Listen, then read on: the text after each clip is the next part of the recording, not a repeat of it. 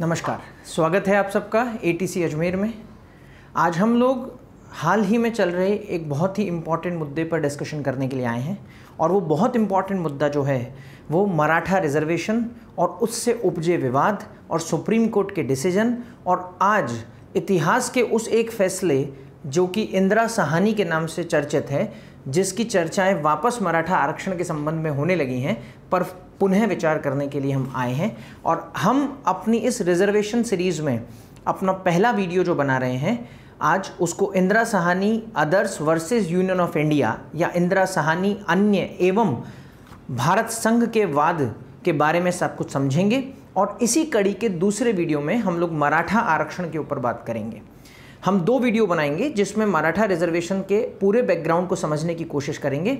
आज पहला वीडियो जो है उसके अंदर हम इंदिरा साहनी केस की डिटेल्स लेंगे। मैं आप सब स्टूडेंट्स से, जो लोग अलग अलग एग्जाम्स की तैयारी कर रहे हैं और इंदिरा साहनी केस के फैक्ट्स जानना चाहते हैं, डिटेल्स जानना चाहते हैं, अपनी कॉपी पेन रखें साथ में। और जैसे जैसे मैं पॉइंट बाय पॉइंट आपको बताता हूँ, आप वीडियो पॉज कर कर उन चीज़ों को नोट करते चलें ताकि आपके एक सिस्टमैटिक नोट बन जाए। ठीक है, शुरुआत करते हैं इंदिरा साहनी केस के इतिहास के साथ में। इंदिरा साहनी केस का इतिहास उस केस से भी बहुत पहले, इमरजेंसी के जस्ट बाद में, जब भारत के अंदर प्रधानमंत्री के पद पर मोरारजी देसाई आए और उन्होंने आने के बाद दूसरा पिछड़ा वर्ग आयोग भारत में बनाया, जिसको हम मंडल आयोग या मंडल कमीशन के नाम से जानते हैं, क्योंकि उसकी अध्यक्षता बीपी मंडल ने की थी। और उस आयोग की रिपोर्ट के ऊपर 1980 में भारत सरकार को जब वो रिपोर्ट प्रेजेंट की गई तो उस रिपोर्ट के ऊपर चर्चाएं होना शुरू हो गईं। हालांकि बीपी मंडल कमीशन की रिपोर्ट या मंडल कमीशन के उस पिछड़ा वर्ग के संबंध में अपने ऑब्जर्वेशंस और उनके जो भी निर्णय थे, उनके जो सलाह थी, उसके ऊपर बहुत लंबे समय तक कोई काम नहीं हुआ। 82-83 में उस पर चर्चाएं जरूर हुई जब वापस इंदिरा गांधी भारत की प्रधानमंत्री थी, पर उस पर कोई बहुत बड़ा निर्णय या डिसीजन नहीं हो पाया। फिर राजीव गांधी प्रधानमंत्री बने, तब भी कुछ नहीं हुआ।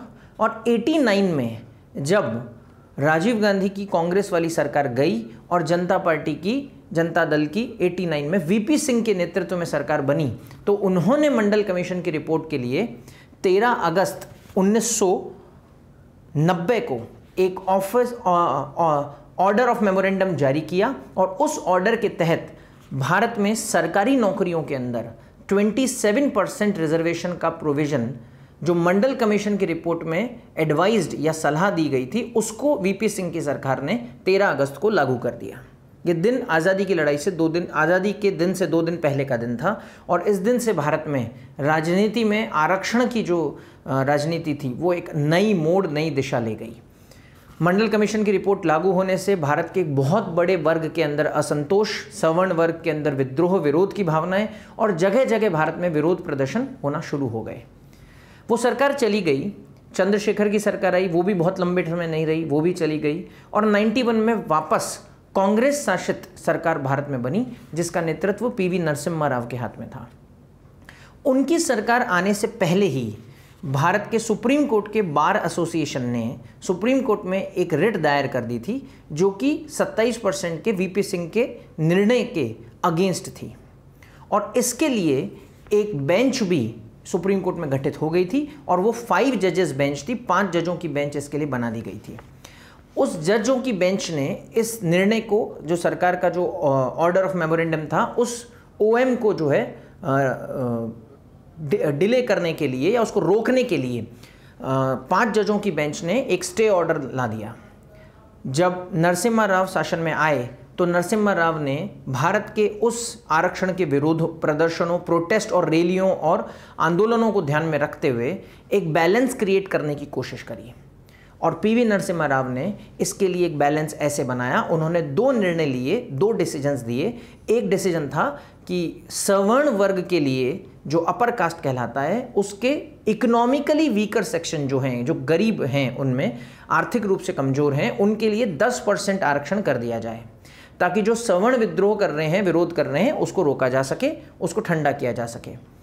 उसके अलावा उन्होंने 27% के ओबीसी रिजर्वेशन में इकोनॉमिक क्राइटेरिया ऐड कर दिया, आर्थिक आधार को, इकोनॉमिक क्राइटेरिया को उसके अंदर जोड़ने का काम किया। इन 2 निर्णयों के आने के बाद सुप्रीम कोर्ट में ये मामला जो 27% रिजर्वेशन के मामले से उपजा था वो 9 जजेस की बेंच को ट्रांसफ़र हो गया और अब 9 जजेस की बेंच को इस पर निर्णय लेना था और उनके सामने 2 लोग थे, क्योंकि इस बीच में एक केस और दायर हुआ है जो कि बार काउंसिल ऑफ इंडिया के केस के बाद आया था और पीवी नरसिम्हा राव के इस 10% रिजर्वेशन और 27% के अंदर इकोनॉमिक क्राइटेरिया जोड़ने के बाद आया था और वो वाद है इंदिरा साहनी वाद, जो कि 91 में पीवी नरसिम्हा राव की सरकार बनने के बाद उनके निर्णयों के बाद आया। इंदिरा साहनी कौन है, सबसे पहले ये जानना जरूरी है। इंदिरा साहनी जो हैं वो एक जानी मानी पत्रकार और लॉयर भी हैं और उन्होंने दिल्ली के अंदर एक बार जब वो झंडेवालान एक्सटेंशन के वहाँ से गुजर रही थी, झंडेवालान एक्सटेंशन आज एक मेट्रो स्टेशन भी है दिल्ली में, जब वो वहाँ से गुजर रही थी तो वहाँ एक आंदोलन को देखा। कुछ युवा, कुछ लड़के जो स्कूल कॉलेज के छात्र थे वो आंदोलन कर रहे थे, प्रोटेस्ट कर रहे थे आरक्षण के खिलाफ। उस प्रोटेस्ट को देखकर उनको तुरंत उन्होंने ये निर्णय लिया कि हमें जो है सुप्रीम कोर्ट के अंदर एक PIL लगाना है कि आरक्षण के मामले को लेकर जो समस्याएं भारत के अंदर हैं उनको कैसे सुलझाया जाए। तो इंदिरा साहनी ने 92 के अंदर अपने वकीलों के साथ मिलकर सुप्रीम कोर्ट में एक केस दायर किया और जब ये केस सुप्रीम कोर्ट पहुंचा तो सुप्रीम कोर्ट ने आरक्षण के इस पूरे मामले को 5 जजेस बेंच से लेकर 9 जजेस बेंच में ट्रांसफ़र कर दिया। अब इस मामले को 9 जजों की बेंच सुनने वाली थी और 27% आरक्षण के मामले पर भारत के अंदर ये पहली बार इतना बड़ा आरक्षण के ऊपर फैसला होने जा रहा था। जो पेटिशनर इंदिरा साहनी, उनकी तरफ से कुछ पॉइंट्स रखे गए। वो पॉइंट्स क्या हैं वो हम एक एक कर समझते हैं। पहला पॉइंट उन्होंने जो कहा, जो आर्ग्यूमेंट उन्होंने अपनी तरफ से दिया, वो ये था कि मंडल कमीशन की जो रिपोर्ट है वो भारत के अंदर इनडायरेक्टली कास्ट सिस्टम की बुराई को वापस से शुरू करने का काम कर रही है। यदि ओबीसी को रिजर्वेशन देकर, बैकवर्ड कास्ट को रिजर्वेशन देकर यदि कुछ भी निर्णय भारत में होता है तो भारत की पूरी जो जनसंख्या है उसको बांटने का काम करेगा और भारत के सेक्युलरिज्म, जो धर्मनिरपेक्षता का आइडिया है, उसके खिलाफ है। ये संविधान के धर्मनिरपेक्षता के आइडिया के खिलाफ है और इस कास्ट बेस्ड रिजर्वेशन से भारत में समाज टूट जाएगा, बिखर जाएगा। पहला आर्ग्यूमेंट ये था।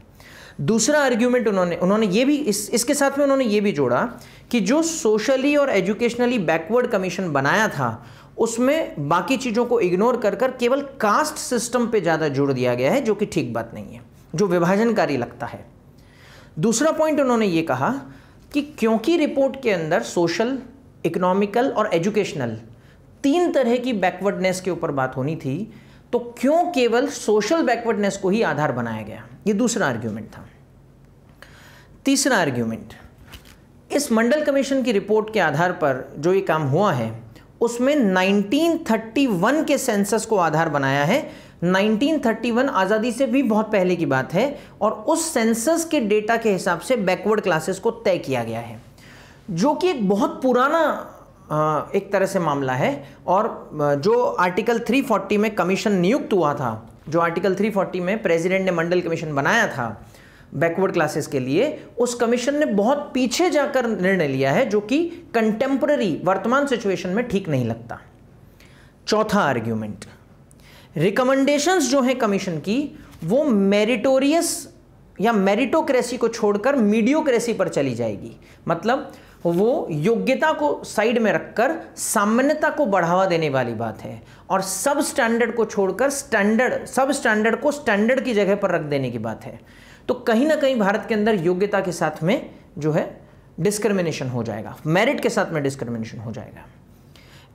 पांचवा आर्ग्यूमेंट, ये बेसिकली बैकवर्ड क्लास को भी मोस्ट बैकवर्ड और बैकवर्ड में बांटने वाला है और साथ साथ में ये उन लोगों को डिमोरलाइज करने वाला है जो कि मेरिट या फिर मेहनत कर आगे आना चाहते हैं। मेरिट्स को बांटने वाला है और समाज को, सिस्टम को फॉरवर्ड और बैकवर्ड 2 हिस्सों में बांटने वाला है। छठा आर्ग्यूमेंट, उन्होंने कहा कि कमीशन की रिपोर्ट डिमोरलाइज कर देगी मेरिटोरियस कैंडिडेट्स को और जो मेरिटोरियस कैंडिडेट्स हैं वो कल को ये कोशिश करने लगेंगे और वो हर आदमी ये चाहने लगेगा कि बैकवर्ड होने में कुछ ना कुछ हित पूरा होता है।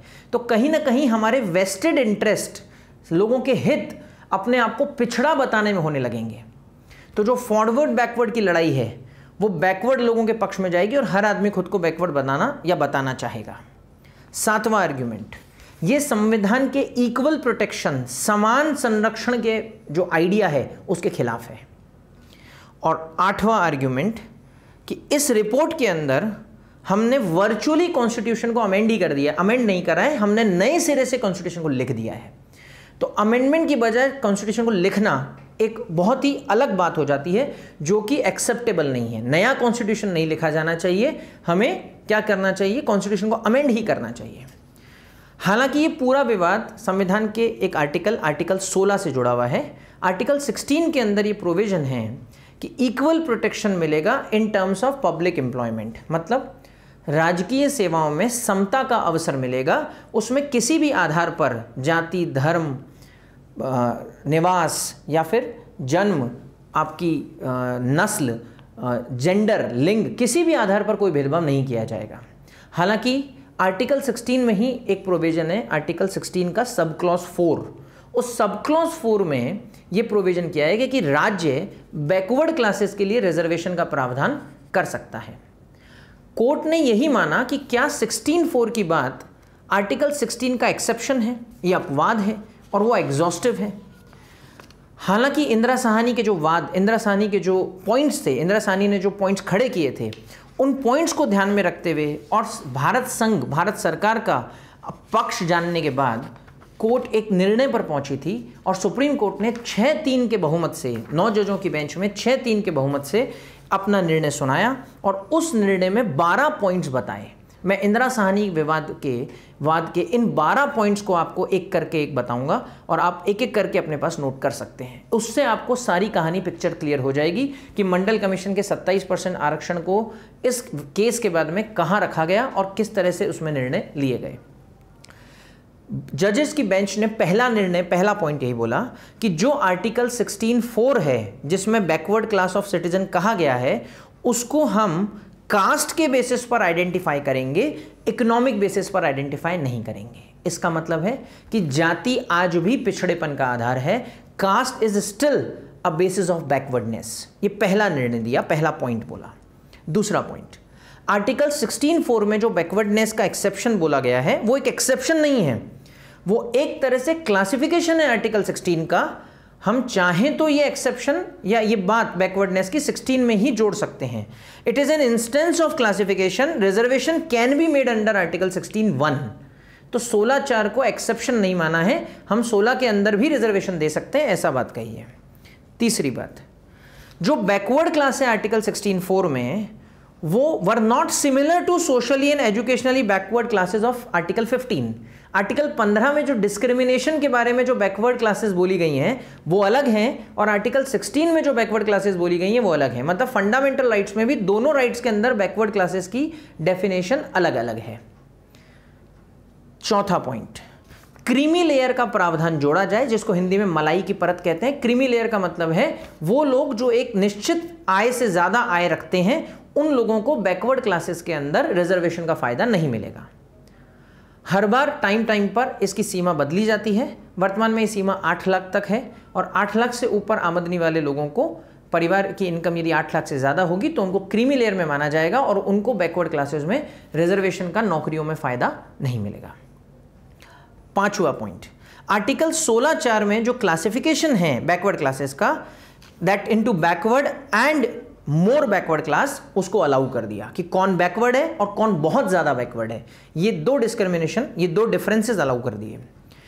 छठा पॉइंट, बैकवर्ड क्लास का जो सिटीजन है can not be identified only and exclusively with reference to economic criteria. Economic criteria के बेसिस पर उसको, केवल इकोनॉमिक क्राइटेरिया पर हम एक्सक्लूसिवली किसी को भी बैकवर्ड नहीं बताएंगे। इसका मतलब यह हुआ कि नरसिम्हा राव की सरकार ने जो 10% आरक्षण इकोनॉमिकली बैकवर्ड क्लासेस के लिए दिया था उसको खारिज कर दिया और बैकवर्ड क्लासेस को इकोनॉमिकली आधार पर बैकवर्ड मानने की बात को खारिज कर दिया। केवल कास्ट को बैकवर्डनेस का आधार माना कोर्ट ने। रिजर्वेशन के मामले में एक बहुत ही इंपॉर्टेंट फैसला जो आज मराठा आरक्षण से भी जुड़ा हुआ है, जिसको सुप्रीम कोर्ट ने मराठा आरक्षण में खारिज करा है, मराठा आरक्षण को, वो इसी आधार पर करा है जो कि इंदिरा साहनी में कहा था कि रिजर्वेशन किसी भी मामले में 50% से ज़्यादा नहीं दिया जा सकता। मतलब 50% से ज़्यादा रिजर्वेशन किसी भी तरह के नौकरी के अंदर नहीं दिया जाएगा कुल पदों का। 8वां ऑब्जर्वेशन या judgement, reservation can be made by executive order. मतलब सरकार अपने कार्यकारी आदेश एग्जीक्यूटिव ऑर्डर से निकाल सकती है रिजर्वेशन, उसके लिए कानून बनाने की जरूरत नहीं है, लॉ बनाने की जरूरत नहीं पड़ेगी। जजमेंट का 9वां पार्ट, प्रमोशन में किसी भी तरह का आरक्षण नहीं दिया जाएगा, नो रिजर्वेशन इन प्रमोशन। हालांकि एक बहुत बड़ा मुद्दा है, इसके ऊपर हम अलग से चर्चा करेंगे, एक वीडियो अलग बनाएंगे प्रमोशन में आरक्षण का, और एम नागराज वाले वाद को समझेंगे, बट यहां पर इंदिरा साहनी में तो ये मना कर दिया गया। 10वां जजमेंट, परमानेंट स्टैट्यूटरी बॉडी जो कि एग्जामिन करेगी कंप्लेंट्स को over inclusion and under inclusion. मतलब किसको बैकवर्डनेस में जोड़ा जाए, बैकवर्ड कास्ट में किसको नहीं जोड़ा जाए, इसके लिए एक अलग से कमीशन बनाया जाएगा जो ये तय करेगा, जो एक कानूनी संस्था होगी जो ये तय करेगी किसको जोड़ना है किसको नहीं जोड़ना। और 11वां judgment, majority held that there is no need to express any opinion on the correctness और adequacy of exercise done by Mandal commission. इसका मतलब है मंडल कमीशन ने जो सजेशन दिया है 27% का, उसको मान लिया गया कि वो सही करा है। 27% ओबीसी को आरक्षण अपहेल्ड कर लिया, उसको स्वीकार कर लिया।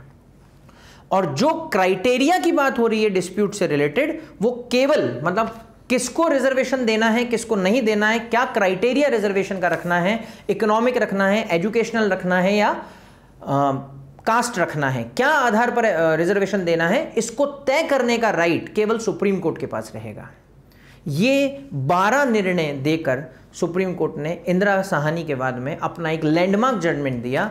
इंदिरा साहनी के शब्दों में बोलूं तो उनको भी उम्मीद नहीं थी कि इतना लैंडमार्क हो जाएगा कि बाद तक भी ये रेफरेंस के काम आता रहेगा और ये मार्गदर्शन करता रहेगा भारत की जुडिशरी का भी, भारत के एग्जीक्यूटिव का भी और इंडिया के लेजिस्लेचर का भी रिजर्वेशन के मामले में। इस जजमेंट ने वही काम करके दिखाया है। तो दो बड़ी बातें हो गई, एक तो 10% रिजर्वेशन जो नरसिम्हा राव जी ने दिया था इकोनॉमिकल बैकवर्ड क्लासेस को, उसको खारिज कर दिया इस फैसले में, और 27% आरक्षण जो देना था उस 27% के आरक्षण को मंडल कमीशन के रिपोर्ट के आधार पर मान लिया और उसको जारी रखा। ये आरक्षण सरकारी नौकरियों में दिया जाना था जो कि आर्टिकल 16 भारत के फंडामेंटल राइट्स के अंदर आता है, जो भारतीय संविधान में गिवन है। अब बात आती है कि मराठा आरक्षण में क्या हुआ। मराठा आरक्षण से रिलेटेड बात इस जजमेंट के एक पॉइंट में है, और वो ये है कि हम रिजर्वेशन किसी भी मामले में 50% से ज़्यादा नहीं दे सकते। मतलब कुल पदों का 50% से ज़्यादा रिजर्वेशन नहीं दिया जा सकता, और परसेंटेज में रिजर्वेशन अलग अलग वर्गों को देने के बाद 50% से ऊपर नहीं जा सकता। इस लाइन का इम्पैक्ट मराठा आरक्षण वाले मामले में दिखता है, पर मराठा आरक्षण मामले को समझने के लिए मराठा आरक्षण की पूरी टाइमलाइन समझनी होगी। वो कब शुरू हुआ और उसकी क्या हिस्ट्री रही, और अब जाकर सुप्रीम कोर्ट ने इंदिरा साहनी की इस लाइन को यूज कर कर मराठा आरक्षण के मामले में अपना फैसला कैसे सुनाया, और इंदिरा साहनी वाद के बारे में रिव्यू करने के लिए क्या कहा। ये सब समझने के लिए आपको मेरा नेक्स्ट वीडियो देखना होगा। आज के इस वीडियो में इंदिरा साहनी वाद के ऊपर हमने सारी चर्चाएं करी। इंदिरा साहनी वाद पर भारत की सरकारों ने बाद में अमेंडमेंट्स भी करे हैं, जैसे आप 77th अमेंडमेंट करा है, जिसमें कुछ क्लॉज उन्होंने आर्टिकल 16 में जोड़ा जो कि स्टेट को एम्पावर करता है रिजर्वेशन देने के लिए प्रमोशन में। और ये रिजर्वेशन इन प्रमोशन वाला बात मैंने आपको कही भी पहले नहीं थी इंदिरा साहनी वाद में, बट आर्टिकल 16 के अंदर 4A जोड़कर, सब क्लॉज 4A जोड़कर प्रमोशन में भी आरक्षण बाद में दे दिया गया 95 के अंदर, इस फैसले के आने के बाद, और उसके लिए एक 77th अमेंडमेंट किया गया। तो ये जजमेंट जो था, ये जो अमेंडमेंट हुआ है, इसके ऊपर चर्चा हम अलग से करेंगे। मैंने आपको बोला भी प्रमोशन में आरक्षण एक अलग मुद्दा है, उसको अलग से देखेंगे। इंदिरा साहनी वाद के फैसलों तक आप रहिए, और प्रमोशन में आरक्षण आज मिल रहा है और वो 77th अमेंडमेंट से मिल रहा है। हालांकि इंदिरा साहनी के बाद में उसको मना कर दिया गया था कि प्रमोशन में आरक्षण नहीं दिया जाएगा। मुझे उम्मीद है कि आपको इंदिरा साहनी वाद के पेटिशनर की जो भी बातें थी वो सब समझ आई होंगी। इंदिरा साहनी ने क्या पॉइंट्स रखे थे वो समझ आए होंगे, और उनको सुनकर कोर्ट ने क्या जजमेंट दिया अपना वो भी समझ आया होगा। उन 12 पॉइंट्स को आप एक एक करके नोट कीजिए और अच्छे से समझिए। और आपको ये वीडियो कैसा लगा मुझे कमेंट करके बताइए। आई होप आप सब अपने घर में स्वस्थ होंगे, अच्छे होंगे और आगे भी स्वस्थ बने रहेंगे। हमारी और ATC की पूरी टीम की यही कामना है। थैंक यू, और सेकंड वीडियो का इंतजार कीजिए। बहुत जल्दी मराठा आरक्षण पर हम फिर बात करेंगे और कंटिन्यूशन में बात करेंगे। इसी वीडियो के कंटिन्यूशन में पार्ट 2 बनेगा, और दैट इज मराठा आरक्षण। Thank you, thanks a lot, नमस्कार।